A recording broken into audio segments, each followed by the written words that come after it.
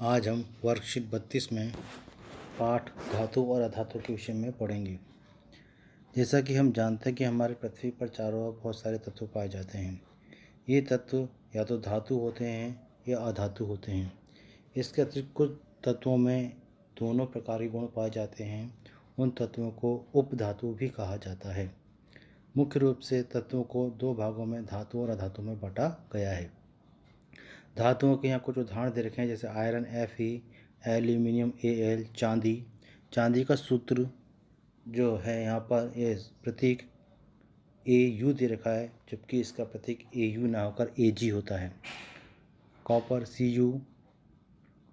इसके अलावा अधातुओं के कुछ उदाहरण दे रखे हैं, hydrogen H, nitrogen N, sulphur S, oxygen O।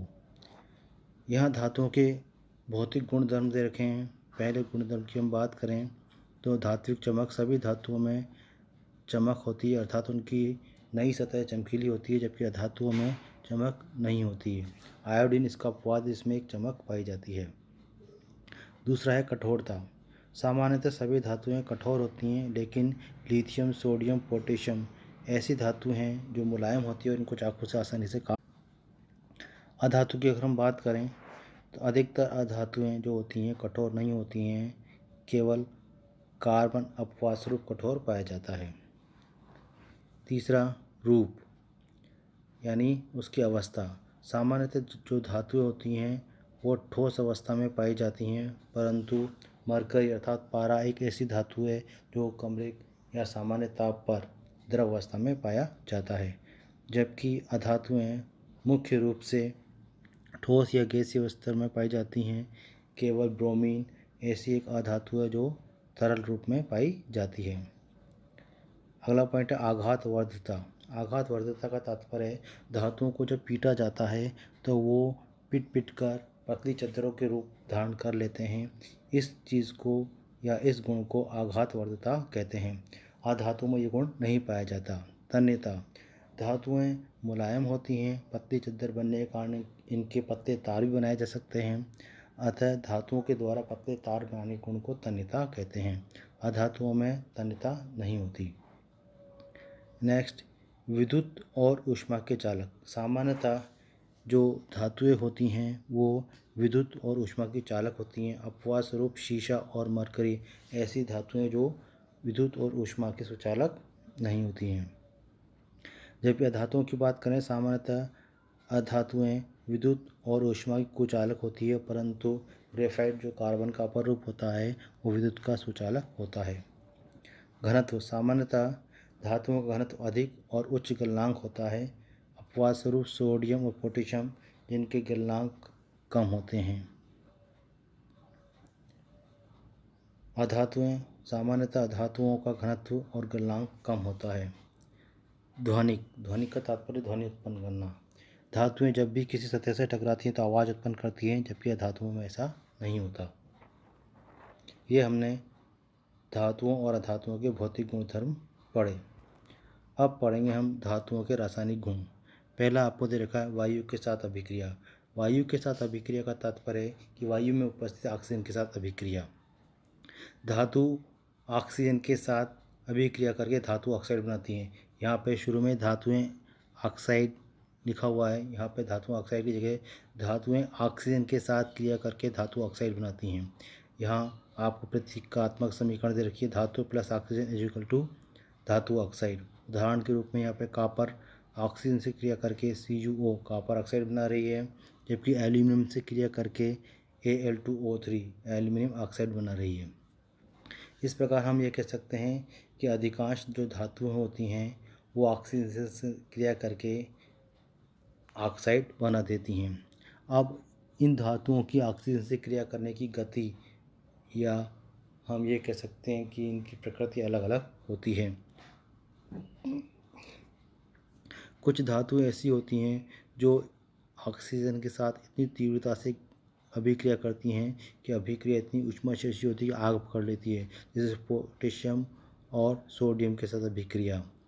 इसीलिए ही सोडियम और पोटेशियम को केरोसिन तेल या मिट्टी के तेल में रखा जाता है। मैग्नीशियम, एल्यूमिनियम, जिंक और लेड वायु के साथ धीरे धीरे अभिक्रिया करते हैं। इन तत्वों पर ऑक्साइड की परत चढ़ जाती है। यानी अगर इन तत्वों को यानी धातुओं को खुला छोड़ दिया जाए तो धीरे धीरे इनके ऊपर ऑक्साइड की परत चढ़ जाती है। आपने जब प्रयोगशाला में मैग्नीशियम का तार जलाया होगा तो उसको जलाने से पूर्व पहले घिसा होगा, क्योंकि उसके ऊपर ऑक्साइड की परत चढ़ जाती है, इसके कारण वो आसानी से नहीं जलता है। लेकिन जब उसको घिस लेते हैं वो चमक जाता है तो आसानी से जल जाता है। आयरन वायु में गर्म करने पर प्रज्वलित नहीं होता, लेकिन ज्वाला में लोह चूर्ण डालने पर वह तेज़ी से जलने लगता है। यानी जब आयरन को हम गर्म करते हैं तब वो वायु के साथ नहीं क्रिया करता, लेकिन जब उसका चूर्ण डालते हैं तो वो तेज़ी के साथ जलकर अभिक्रिया कर लेता है। कॉपर भी प्रज्वलित नहीं होता, लेकिन उस पर काले रंग के परऑक्साइड की परत चढ़ जाती है। यानी जो कॉपर होता है वैसे तो क्रिया नहीं करता, लेकिन वो जल की या नमी के साथ अभिक्रिया करके परऑक्साइड की परत चढ़ा लेता है। चांदी और सोना ऑक्सीजन के साथ अभिक्रिया नहीं करते हैं। उसके बाद दूसरी रखिए जल के साथ अभिक्रिया। जल के साथ अभिक्रिया करके सभी धातुएं मुख्य रूप से धातु ऑक्साइड बनाती हैं और हाइड्रोजन गैस मुक्त करती हैं। सामान्यतः सभी धातुएं जल के साथ अभिक्रिया करके हाइड्रोजन गैस उत्पन्न करती हैं, परंतु कुछ धातु ऑक्साइड ऐसे होते हैं जो जल की अत्यधिक मात्रा में हाइड्रोक्साइड में परिवर्तित हो जाते हैं। जिस प्रकार वायु के साथ धातुओं की क्रिया अलग अलग गति से होती है, उसी प्रकार धातुओं की जल के साथ भी क्रिया अलग अलग गति से होती है। यहाँ पर हम देखें तो पहला ठंडे जल के साथ क्रिया, यानी सोडियम, पोटेशियम और कैल्शियम Na, K और Ca ये ठंडे जल के साथ ही अभिक्रिया कर लेते हैं। गर्म जल के साथ अभिक्रिया करने पर मैग्नीशियम है, यानी मैग्नीशियम गर्म जल के साथ अभिक्रिया करता है। केवल भाप के साथ अभिक्रिया करने वाले तत्व एल्यूमिनियम, आयरन, Zn यानी जिंक है, AlFeZn, ये केवल भाप के साथ अभिक्रिया करते हैं। यानी ये ठंडे जल और गर्म जल के साथ अभिक्रिया नहीं करेंगे, जब ये भाप बनेगी तो उसके साथ अभिक्रिया करेंगे। इसके अतिरिक्त Pb lead, Cu copper, Au सोना, Ag चांदी, ये ऐसी धातुएं हैं जो जल के साथ अभिक्रियाएं नहीं करती हैं। इसके अतिरिक्त कैल्शियम और मैग्नीशियम के साथ जब जल की अभिक्रिया होती है तो वो ऊपर तैरने लगती है, क्योंकि वो जो होता है वो हल्का होता है। यह अभिक्रिया आपको दिखा रखी है। पहले सोडियम के साथ दिखा रखी है 2Na + 2H2 = 2NaOH + H2 + ऊष्मा।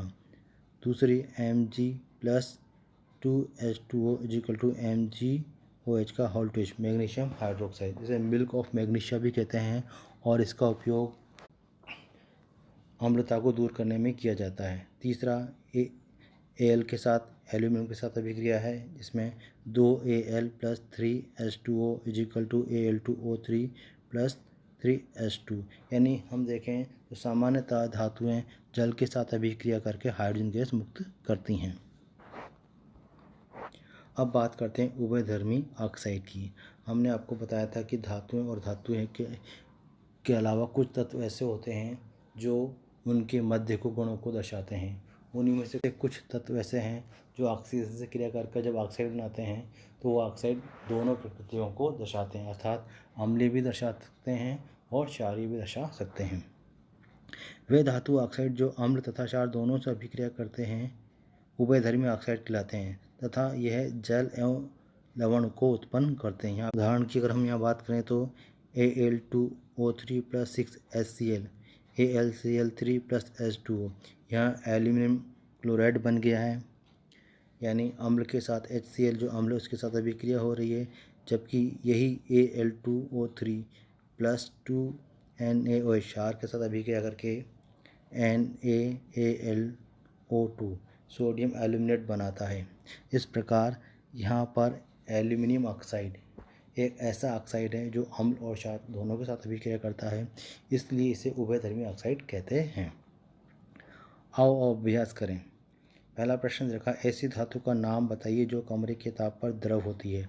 हमने बताया था कि मरकरी, पारा एक ऐसी धातु है जो कमरे के ताप पर द्रव अवस्था में पाई जाती है, और ये पारा जो होता है थर्मामीटर में उपयोग किया जाता है इसी गुण के कारण। दूसरा, आघातवर्ध तथा तन्य का अर्थ क्या है। आघातवर्ध का अर्थ होता है कि जब किसी चीज़ को पीटा जाता है और पीट कर उसे पतला बनाया जा सकता है तो उसे आघातवर्धकता कहते हैं। अर्थात किसी चीज़ को पीटने पर वो फैल जाती है तो ये आघातवर्धकता कहलाती है। तन्यता, क्योंकि पीटने पर आप पतली हो जाती है और उसको काट काट कर पतली तारे यानी नरम तारे बनाए जा सकते हैं, उसे तन्यता कहते हैं।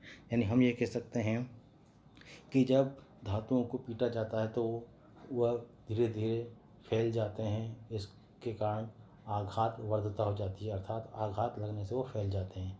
तन्यता का तात्पर्य है कि वह पतली पतली चद्दरों के रूप में और तारों के रूप में प्राप्त हो जाते हैं। तीसरा, सोडियम और पोटेशियम को तेल, यहाँ पे तेल के स्थान पर मिट्टी का तेल या केरोसिन का तेल आना चाहिए, के अंदर संग्रहित क्यों किया जाता है। सोडियम और पोटेशियम अत्यधिक क्रियाशील होते हैं, अतः इनकी क्रिया को रोकने के लिए इन्हें मिट्टी के तेल या केरोसिन के अंदर रखा जाता है। चौथा, उभयधर्मी ऑक्साइड क्या होते हैं, 2 उदाहरण लिखिए। उभयधर्मी ऑक्साइड की अगर हम बात करें तो ऐसे ऑक्साइड जो अम्ल और क्षार दोनों से अभिक्रिया करते हैं उभयधर्मी ऑक्साइड कहलाते हैं। जैसे जिंक ऑक्साइड भी इसी का उदाहरण है, एल्यूमिनियम ऑक्साइड भी इसी का उदाहरण है। इस प्रकार हमने वर्कशीट को हल किया। इस पाठ से संबंधित वीडियो हमने पहले भी हमारे चैनल पे प्रसारित किए हुए हैं, आप उनको भी देखकर इस पाठ के टॉपिक को समझ सकते हैं। पढ़ते रहिए और आगे